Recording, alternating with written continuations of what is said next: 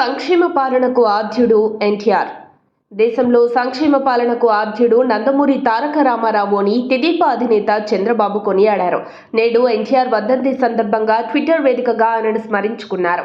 ఒకే ఒక జీవితం, రెండు తిరుగులేని చరిత్రలు, కృషి, పట్టుదల, క్రమశిక్షణ అనే ఆయుధాలతో ఒక రైతు బిడ్డ సాధించిన అద్వితీయ విజయానికి ప్రతీక నందమూరి తారక రామారావు గారు.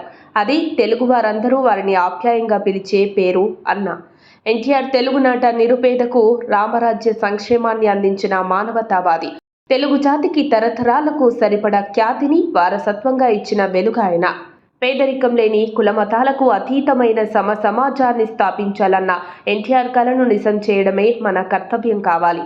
బలహీన వర్గాల అణచివేత, పేదలను ఇంకా పేదలుగా మారుస్తున్న పాలన, సమాజంలో ఏ ఒక్కరికి దక్కని భద్రతతో తెలుగు నేల అల్లాడుతున్న ఈ వేళ రామరాజ్య స్థాపనకు మనందరం కదలాలి.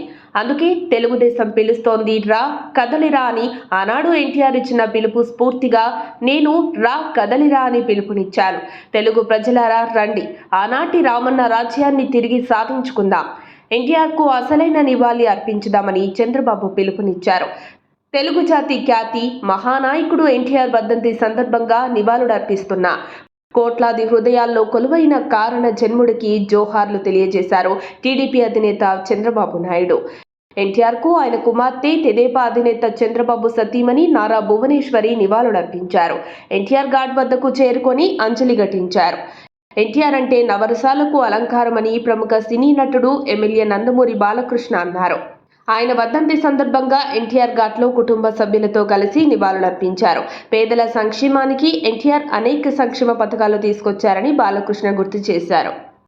మరిన్ని అప్డేట్స్ కోసం మా కాయ్ టీవీని సబ్స్క్రైబ్ చేసుకోండి. మా వీడియో కనుక మీకు నచ్చినట్లయితే లైక్ చేయండి, షేర్ చేయండి. మీ విలువైన అభిప్రాయాలను కామెంట్ బాక్స్లో తెలియజేయండి.